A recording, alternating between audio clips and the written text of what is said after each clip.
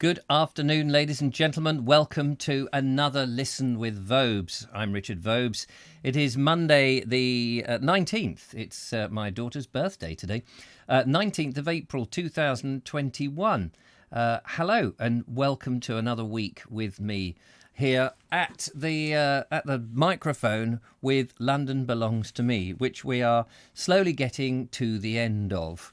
I ought to say that when we do get to the end of this, there's likely to be a break in the reading show, the Listen with Vobes, because I feel that I probably will be taking some trips in my van and trying to make more videos for the Bald Explorer.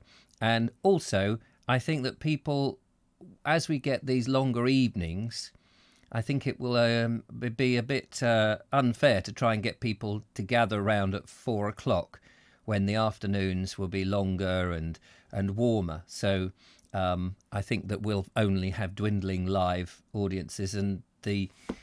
So I imagine that we'll have a break for the rest of the spring and the summer and then reconvene in the autumn, unless I can find another way of doing this, and if there's a huge outpouring of "we want the Vobes to read us to us" or something. So that's the theory there. Anyway, we're on chapter 53 of London Belongs to Me. Sensible is now crying his eyes out. And H says, "Happy birthday to my daughter." Thank you very much. She's in New Zealand at the moment, so I can't unfortunately just nip round and say hello. So let's say a few hellos to those people who are with us today. Lovely Julia, moderating as ever. Turbo Stream, Audrey Forbes Hamilton, good afternoon to you. Justine Jones. By the way, Justine Jones, I passed on the present to the lovely Julia. I don't know if she's been in touch with you. She was absolutely thrilled with what was inside, and I dare say she'll be in touch. I don't know, she may not have your email address, but she may message you on Facebook, I suppose. But thank you very much on behalf of her, because I know that she would want to say thank you. And that was very kind of you. Billabong O'Neill, hello to you. Been catching some rays, sat by my pond with Roger Black, my feral cat. Oh, lovely. David Ved, hello to you. Phil and Mary, good afternoon to you. Lovely to see you, by the way, the other day.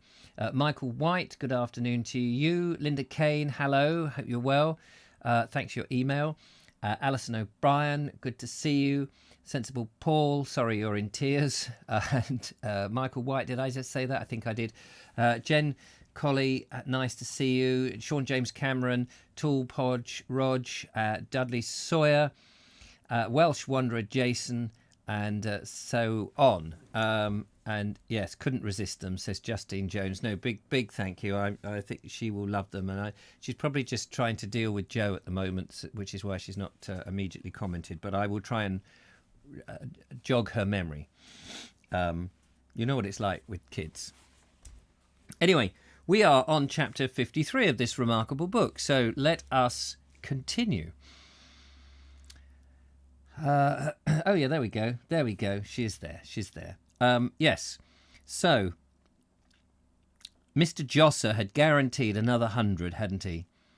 So the last we heard was that meant that there was £200 in all that he was going to spend on the appeal with VZ Blaze. And that, in turn, meant £300 was all he and Mrs. Josser had in their old age between them and starvation. Goodness.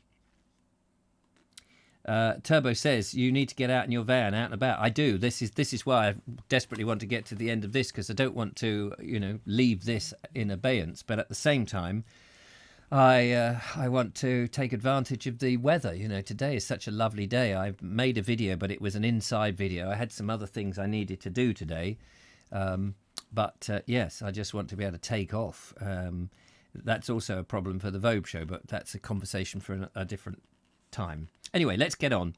Bill had passed his finals. Astonishingly, he had passed them, and the rest had been his idea entirely. It was simply that a notice had been stuck up on the green baize board in the common room saying that qualified doctors were wanted in His Majesty's forces and Bill had written offering himself. Not that there was anything unusual in that. For weeks now he'd been answering every advertisement he'd seen: locum tenens, large panel, practice in Wood Green, house physician, Stoke-on-Trent, infirmary, anaesthetist, city dental hospital, child specialist, vacancy open to a woman, somewhere or other in the Midlands. One after another, they had turned him down. Or rather, ignored him. A polite postcard from Stoke-on-Trent was all that he had to show for his trouble, and for the first week the army behaved in much the same way. Indeed, by the time that he had heard from them, he had already written off to a fever and isolation hospital where a knowledge of tropic diseases was essential. Then a letter arrived on inferior official stationery asking him to present himself immediately to an address in Victoria. There was something rather flattering about the immediately.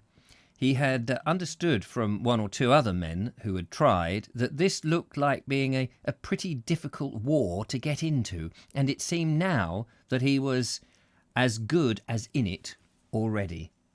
All the same, there was the hospital to be considered.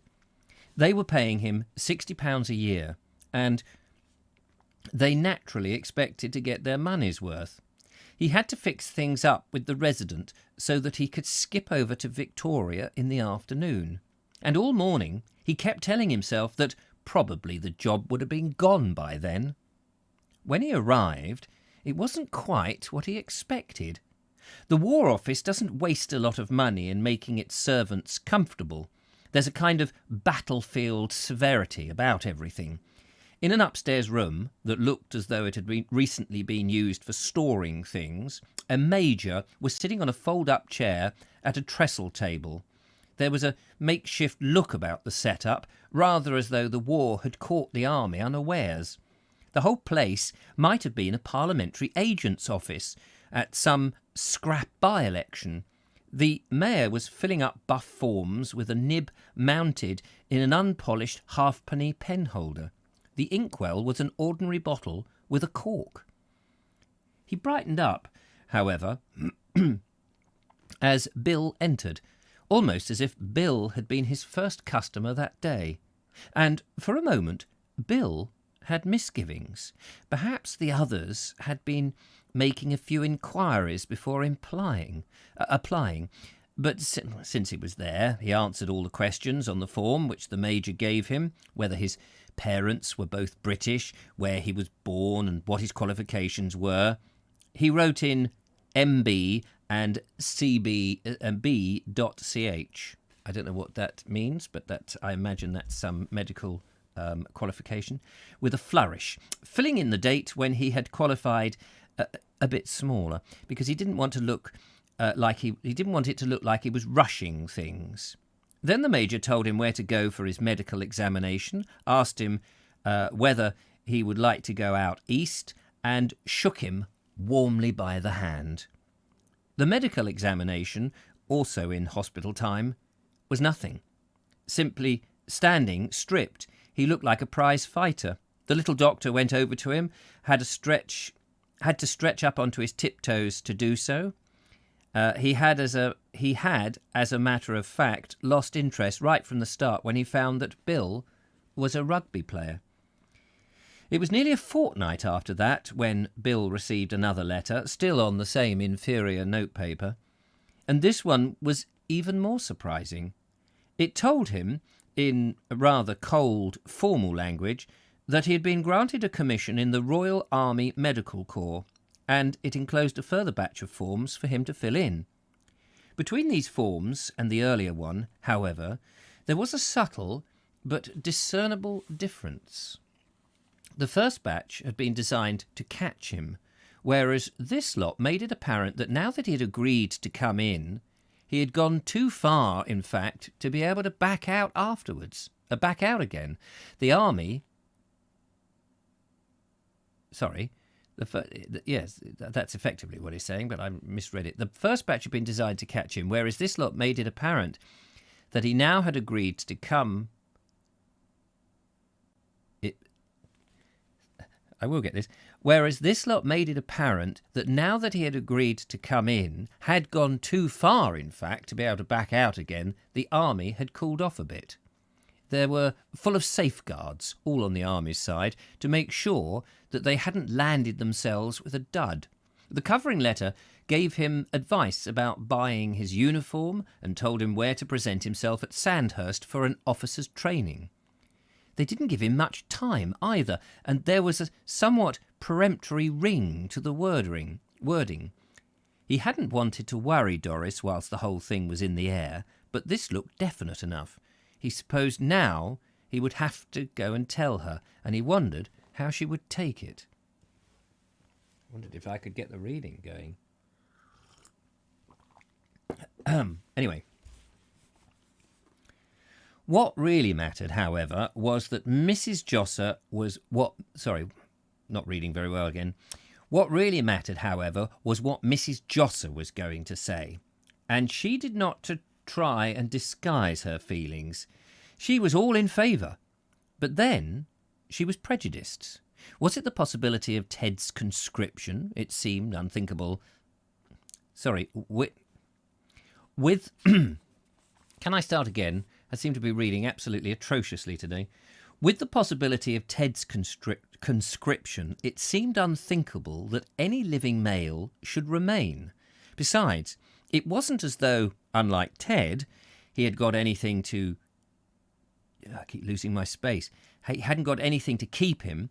There was no job worthy of being called one, no immediate prospects so far as she could see, and, thank God, no wife and family. It was really the fact of Bill's wifeliness that pleased her most. She saw in this evidence of her own peculiar wisdom. She had, in short, stopped Doris doing something silly. And she almost lost her temper when Doris said that she didn't want Bill to go. It would do Bill good, she insisted. It would be the making of him. Mr. Josser, however, was very nice and understanding about it when he got Doris to himself for a few minutes. "It's just one of those things that have got to happen," he explained. "If he hadn't volunteered, he'd have been sent for in a few months' time. They'll be wanting all the doctors they can get, especially the young ones. As it is, he's gone in on his own terms, and they always count double." The Davenports, on the other hand, sighed heavily with Doris. Mr. Davenport wrote Bill a long, rambling letter asking him what was going to happen about his fellowship now. And Mrs. Davenport was so convinced that he was going to be killed straight away that she couldn't get further than repeating over and over again that he was her only son and that it was his duty to take care of himself. The one point on which Mrs. Josser and the Davenports were absolutely agreed was that it was a good thing that Bill and Doris were only engaged and not actually married. Doris took a day off from the office to help Bill buy his uniform. She didn't tell Mrs. Josser anything about it. So far as number 10 Dulcimer Street was concerned, she'd left at the usual time. But instead of keeping on the tram as far as the Temple, she got off at Charing Cross and made her way to the hospital. She found Bill in an engrossed, preoccupied state of mind. He was studying a long roneoed list and ticking off such items as Sam Brown, 1, toilet case, 1, steel mirror, 1, khaki socks, 4 pairs, revolver, 1. There was something strangely medieval about the whole business, because he was an officer and a gentleman. The army were providing him with absolutely nothing. It expected him to present himself to his monarch fully equipped for battlefield and ready to die in his own clothes. Admittedly, there was the grant, but this too had a medieval flavour to it. The thought was kindly, but the amount was not enough. If any officer had presented himself on parade without his socks and forage cap, not to mention things like a swagger cane and kid gloves, the army would only have itself to blame. It was Moss Bros they went to, and Moss Bros have been in the game for a long time. There is nothing about army etiquette that is not known to the brothers Moss and their descendants. In wartime, the shop is practically a government department. Without it, the Quartermaster General wouldn't be able to equip an army in time. As it is, you can rush in at one door, a civilian, and come out the other, fitted up with a uniform and knee boots and pith helmet and safari collapsible bath and an aluminium water purifier. A complete soldier, in fact, all within half an hour. It took Bill rather longer because Doris was with him. She wouldn't let him have the first thing the assistant showed him, even though it seemed all right to Bill. She made the little assistant go backwards and forwards with his arms full of jackets and khaki pullovers and greatcoats. And she made Bill stand up properly and not sag from the shoulders in the way that he generally did. If he had to be a soldier at all, she was determined that he should be the neatest, most immaculate modern man of war, one Pip-Up, who had ever presented himself at the gates of Sandhurst. While they were there, another officer recruit arrived. Aged apparently about 16 and as innocent-looking as a choir boy. He came in with a large, masterful lady, obviously his mother, and asked nervously if he could look at the uniforms. On the whole, the mother seemed more promising officer material. She might have been playing the spirit of Knightsbridge in a civic pageant. Doris looked from Bill to the choir boy and back to Bill again. It was going to be a queer war before it was over. But for some reason or other, the fun of buying uniforms had ended abruptly. They had left Moss Brothers and walked along together, arm in arm. It was a part of London where the buildings were uniformly dingy and the streets were uniformly full of odds and ends, from Covent Garden Market, old sacks and banana ends and cabbage stalks. She felt dingy too. Quite suddenly, she disliked everything to do with the military uniform, their silly little bits and pieces, the trousers without turn-ups, the sparkling buttons, the catches for the belt, everything. She simply wanted Bill to go on sagging about in an old sports coat and a pair of flannels forever. We're now on chapter 54.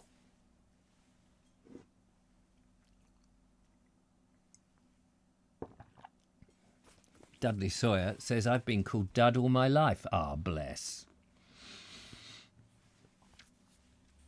In the end, when he had heard nothing, it was Mr. Squales who wrote to Mrs. Jan Bill, suggesting that he should go down to the country to visit her. He spent a lot of time on the letter, even making a few rough notes on the backs of old envelopes. After all, it was an important letter. A large part, remembering Mocking Bear's inaccurate predictions, possibly the only part of his professional future, lay in that direction. That was why he had to be so deucedly clever and careful. One false sentence, and he might as well save the stamp. He felt better once he'd actually put the letter into the pillbox. There was a kind of cheering magic to it, like a bet on the long odds or the promise of an engagement. And it went deeper than that. It kindled something right down inside him, because he was naturally a profound and psychological sort of chap. He went on thinking about it, and in the end he saw it all quite clearly. It was only natural, really. It was because of his fiery independence that had damped down later that was now blazing up again. Some men would have been ready to batten on to a woman's love and lose themselves with it, but not, he thanked God, not this one. No, he was a doer, not a done-by. He was, he supposed, more of a leader type. Mrs. Vizard at once noticed that his spirits had returned, and she was glad for them. For the last 2 or 3 days he'd been moody, aloof, preoccupied, and she'd been worried about him. But this was the original Enrico Qualito with whom she had fallen in love. He took her in his hand and kissed it before he kissed the face that was put up to him, and his conversation had a whimsical lift to it that she found so adorable. "Was my little kitten really so worried?" he asked her teasingly, "because her big strong man went out for a walk without her? Did she think that he was never coming back?" Adorable, but at the same time frightening, and even sinister. She enjoyed the teasing. Mr. Vizard, the departed, had never been a teaser. But it was the subtlety of it that alarmed her. It was almost as though Mr. Squales had guessed where her deep fears lay. But for the sake of the long, delicious evening that stretched ahead of them, she concealed her feelings. The weekly copy of The Spirit World lay on the occasional table, and perhaps later Mr. Squales would read her a few extracts from the letter column. They were wonderful letters, full of glimpses through the veil and teleportations and proofs of survival. And read in Mr. Squales' rich baritone, they were like listening to a vox humana that could actually pronounce words. But before the letters there was the Guinness. 12 small dark bottles of the stuff were ranged along the wall of the pantry outside. It had been Mr. Squales' idea, the Guinness. Mrs. Vizard herself was a teetotaler, an abstainer, almost a Rechabite, whatever that is, or at least had been until a month ago.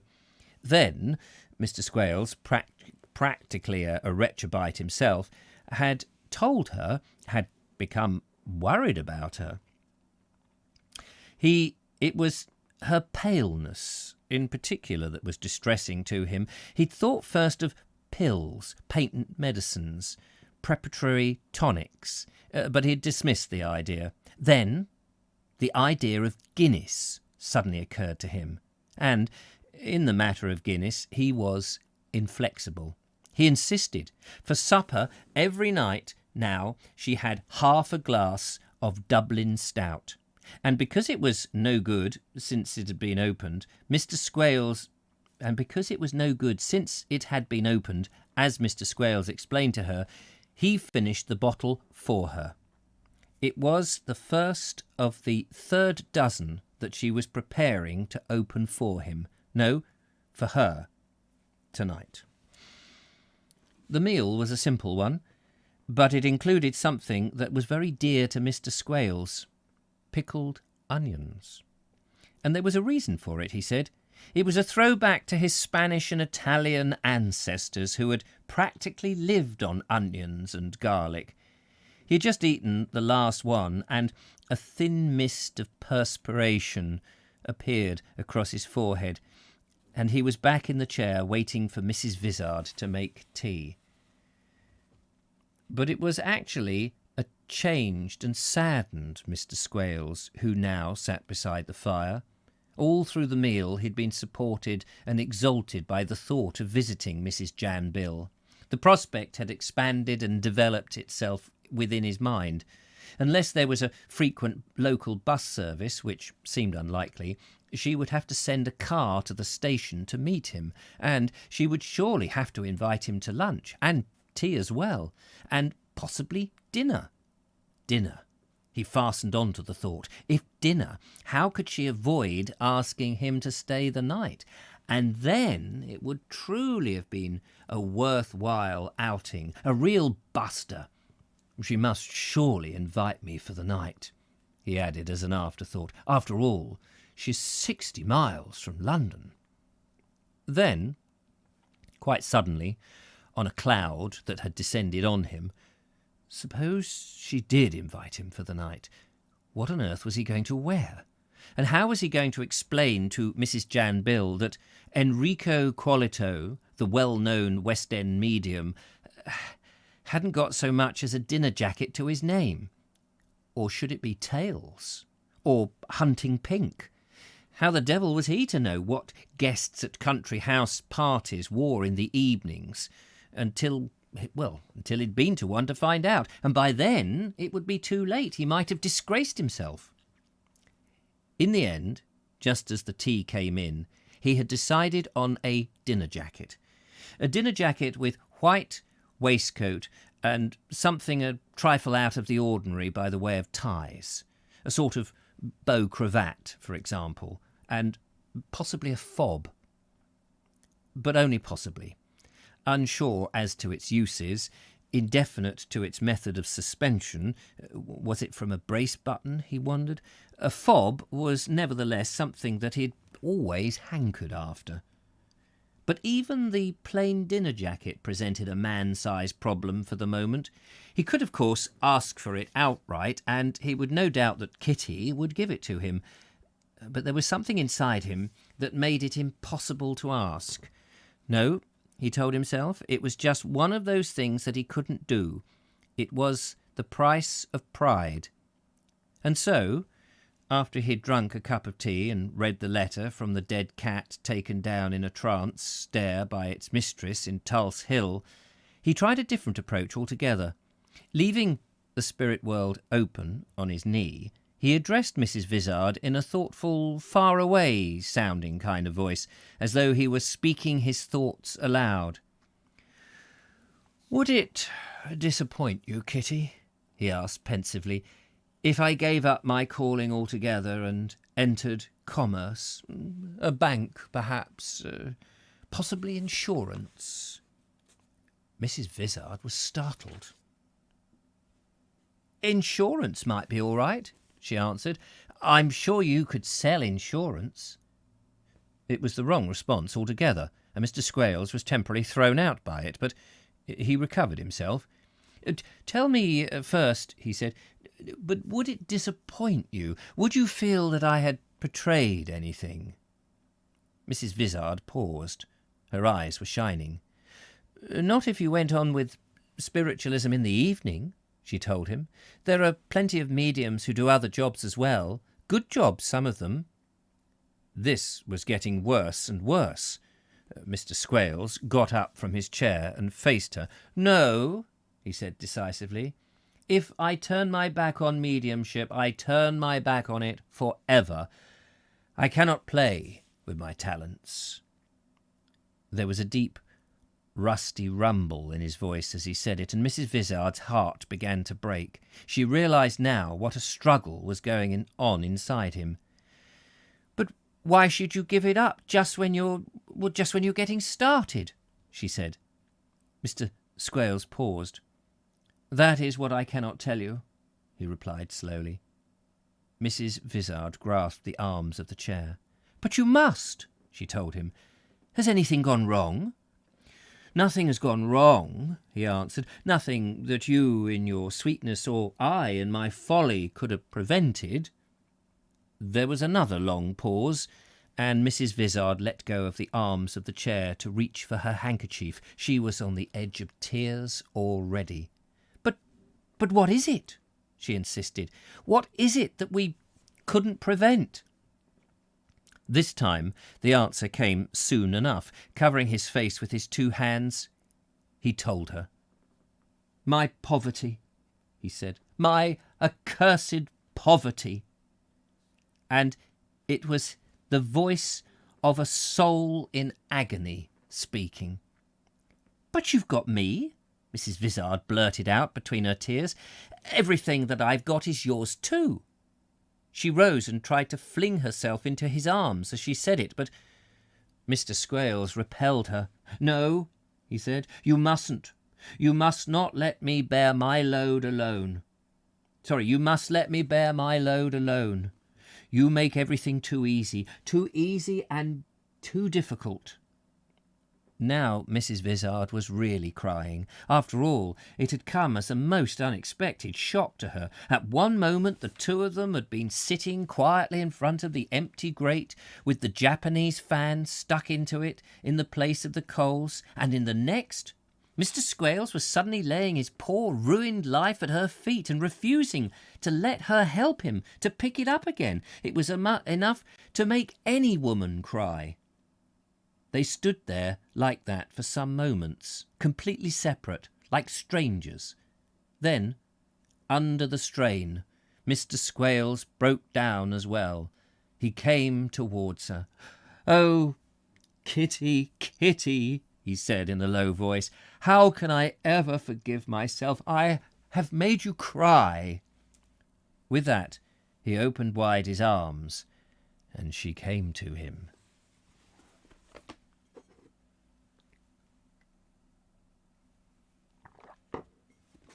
After that, the actual matter of a dinner jacket was ridiculously simple. He didn't, of course, tell her outright. She had to wheedle the truth out of him bit by bit. But when she learnt that there wasn't a trace of resistance on her, there wasn't a trace of resistance on her part. Rather the contrary. In fact, she'd always liked the late Mr. Vizard best on lodge evenings when he wore a boiled shirt. And in looks, though she hated to confess it to herself, Mr. Vizard had been absolutely nothing in comparison to Mr. Squales. So that was settled. And Mr. Squales, now that his first embarrassments were over, explained to Mrs. Vizard that for the best séances, the really serious West End ones, which the international mediums attended, everyone wore dinner jackets. He didn't defend the practice. Privately, he thought it was rather silly that revelation should depend on such things. Well, there it is, and there was nothing that he could do to alter it. "I'm a sorry reflection of the times we live in," he summed up, "to think that between some of us and the other world, between groping blindly like moles and seeing the bright light like eagles, the only barrier is the mere trumpetry of a matter of dress." They said good night very tenderly before Mr. Squales withdrew into his lonely little room. Mrs. Vizard was like a child as she put her face up to be kissed, but not altogether like one. She was standing exactly under the harsh light of the gas bracket above the mantel, and when Mr. Squales put his arms around her, she closed her eyes. He stood there, regarding her. Admittedly, it wasn't altogether a fair inspection. Crying had done its worst to her, but even without the swollen eyelids and the redness around the nostrils, it couldn't by any stretch of the imagination be called a young face. Those high cheekbones had an unmistakably stretched, ageing look about them. Because the awaited kiss didn't come, Mrs. Vizard opened her eyes again and their gaze met. He smiled at her, his deep, perplexing smile, and she smiled back. "Oh, my God, I've got to be careful," he told himself. "She'd half kill me if she knew what I was thinking." Blimey. There we are. He's such a slippery con man, isn't he? God, blimey, that's the way to get a nice dinner jacket, though. I must remember that. I must remember. Rechabite, in the Bible, a member of the Israelite family descended from Rechab, who refused to drink wine and lives in houses. Ah, thank you, Justine Jones. Don't know if I pronounced it right. Rechabite. Oh, is that how it says? That's the new one. Rechabite, a member of an Israel. Oh, right. Okay, there we go. Thank you. Rechabite. Chapter 55. Percy had grown a moustache. Not just from vanity either, but because he had to have something to do. It wasn't any fun waiting, not by any means it wasn't. He'd had too much of it lately.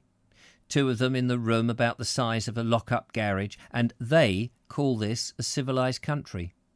He hadn't got any personal quarrel with the particular warders who had come in and would sit with him. As warders go, he supposed they were all right. He didn't even think of them as them. It doesn't take a thought reader to calculate how sick you can get of the same faces in the same setting day in, day out. Worked it in shifts too, as though he was too precious to be left for a single moment. When the bald one went off, Scotty took over, and when Scotty handed in his ticket, there was the dark melancholy one who came in. Then there was the bald one again, and then Scotty, and so on.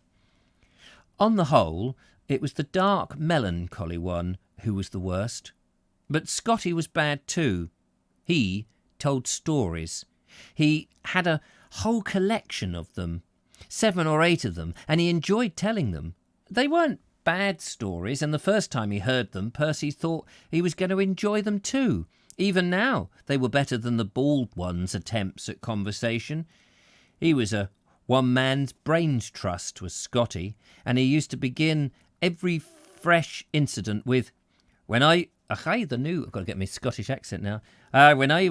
No, that's an Irish accent.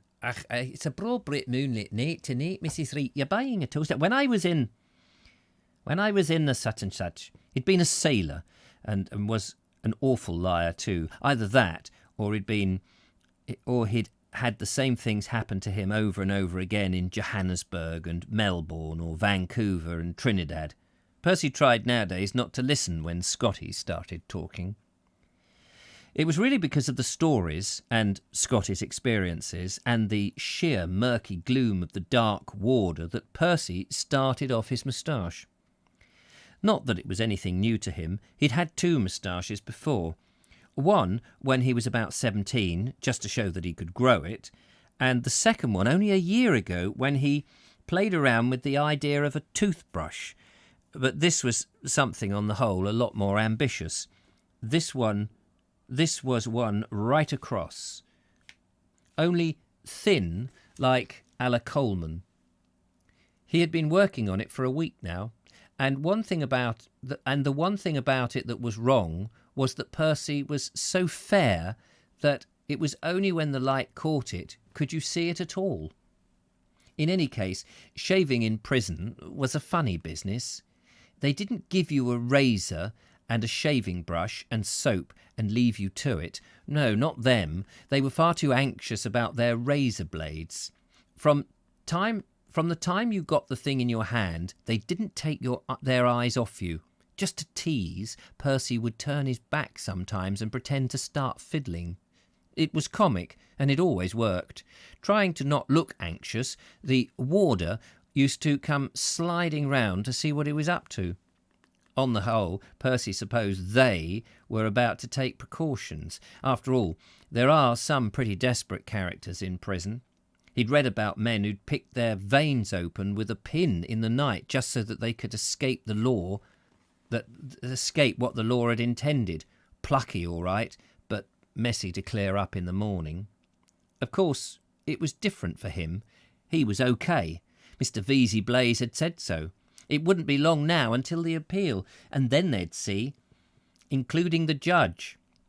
From the way Mr. Vesey Blaze had spoken about misdirection, he wouldn't be surprised if old Pieface didn't lose his job over it. And a good clean-up too. What was the point of having a judge sitting there if he didn't know enough to direct a jury properly? It was a nice, safe job, a judge's, with no competition, and it was only natural that some of his elderly ones should get a bit careless after a bit. It was going to be the Lord Chief Justice himself who would hear the appeal. Mr. Vesey Blaze and Mr. Barks between them had arranged that. No half measures, no middlemen for Mr. Vesey Blaze. He got everything fixed up. He was probably seeing the Lord Chief Justice at this moment, telling him where the judge had got wrong. From the way he talked, you could tell there was going to be a proper showdown once they got into court. And if anything went wrong, and he didn't get a chance to say his little bit at the appeal, there were still other ways of doing it. He'd split the whole thing wide open in the Sunday papers. He'd give the police a scare of their lives. He'd expose what they did to you when they got you in prison. Talk about the third degree. Talk about the rubber truncheons. He'd give the public all they wanted, all right. There was money too in that kind of journalism. Front page stuff with pictures and signed in his own handwriting to show that the revelations were genuine. He'd look all right on the top page, head and shoulders wearing his pinstripe. Perhaps he wouldn't have to do it all in one article. Perhaps they might decide him to run a series. Then he'd get his name known. He could sit back for a bit. He wouldn't be surprised if it wasn't made into a film. Sorry, don't think it says that. It wouldn't be surprised if it wasn't the making of him. Fleet Street discovers new crime writer, that sort of thing. He knew the inside story. Because it was getting on for 8 o'clock, Scotty was growing restless. The dark one was due almost any minute now. Then Scotty would be free to go back to his wife. She was an Argentinian that he'd met in the United States, and she was a Canadian who'd fallen in love with him when he'd been a steward on a liner, and she was well, what's the use? He bet that she was just like anyone else. He bet that she was just like anyone else's old woman, really. You wouldn't get a decent class of girl marrying into the prison trade. Smell of the charnel house wasn't in it. There was that awful jangling of keys outside the door and the same silly business of sliding back the peephole cover to make sure that everything was all right before coming in. Scotty got up from his chair he'd been sitting on for the last 2 hours and tried to pull back the creases into his trousers. "See you tomorrow," he said. "So long," Percy answered. They'd spent the best part of the last 8 hours together and were glad to see the last of each other. It was typical of the dark warder that he didn't even say good evening properly. He just nodded and then sat down on the chair that was still warm from Scotty, and he hadn't even got an evening paper or a book or anything with him, which meant that he would simply sit and stare. Percy had had some of that before, and it got on your nerves being looked at as if you were some kind of specimen. He decided last time that he wouldn't have any more of it, so he started in tonight while he was still fresh. "Who are you looking at?" He put it quite bluntly, just like that, in fact, so that the other man should know that he wasn't joking. After all, Percy could afford to be rude to warders because he'd be a free man again in about 10 days' time. They didn't mean anything to him, warders didn't. But the warder didn't reply, merely went on sitting there, staring. So Percy asked him again. "Well, you've seen me before, haven't you? Who are you looking at?" It seemed to get home that time because the warder roused himself. "I'm not looking at you," he said. "I'm just sitting here." "Not looking at me? Don't talk silly," Percy told him. The warder said nothing, nor did he move. His eyes were still fixed on Percy, staring right through him as if he were there. And now Percy realised that the warder was up to these old tricks once more, and he found himself jumpier than ever. "Take your eyes off me, can't you?" he demanded. "Turn your chair round if you can't stop staring." "I'm not turning my chair round for anyone," the warder said quietly. "You go on doing what you're doing. I'm not looking at you." That was why, first thing in the morning, Percy asked if he could write a letter to his solicitor. And he didn't care if they read it either. He'd got the jitters and didn't mind who knew it. People would be forgetting him if he didn't do something. It was cheap stuff, prison notepaper. It looked as if it ought to have been wrapped around something, and even the nib. Even a post office would have kicked up a fuss about it.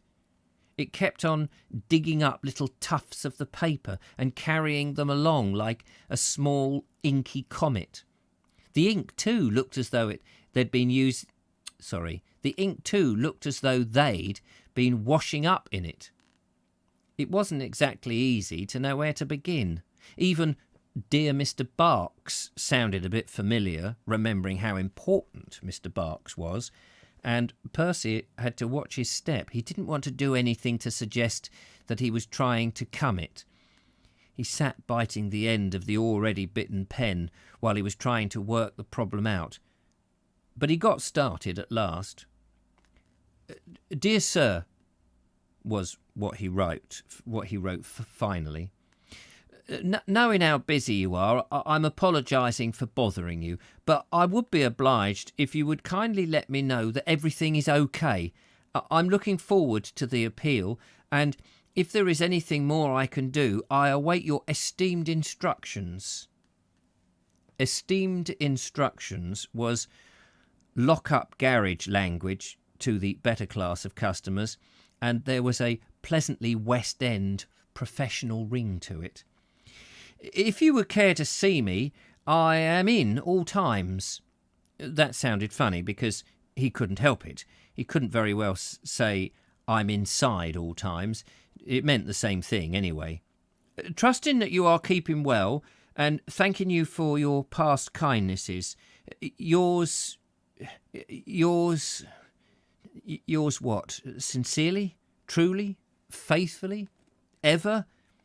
What he fancied most was ever so sincerely yours. But again, that might seem to be coming it. So he compromised. Yours respectfully is what he wrote. It was Scotty who was sitting with him at the time, and seeing Percy chewing his pen reminded him of a Piccaninny class that he had once seen in West Africa. When I was in Lagos, he began, ... And we are now on chapter 56. Sorry about that. Oh, yes, we might just oh, yes, it's 10:2, isn't it? Yeah, maybe we should stop there because it's a complete change of subject. Let's stop there as it's coming up to 10:2 and I'm just beginning to find the reading difficult.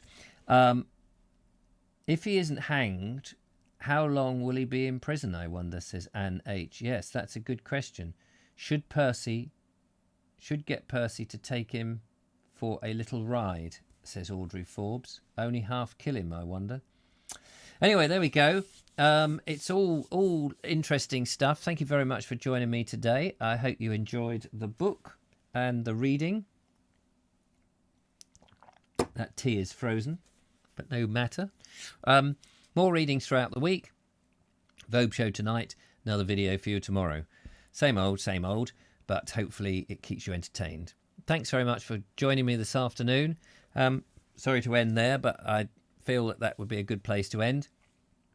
And we will resume tomorrow. Take care. Thanks for watching, and ta-ta for now. Bye-bye.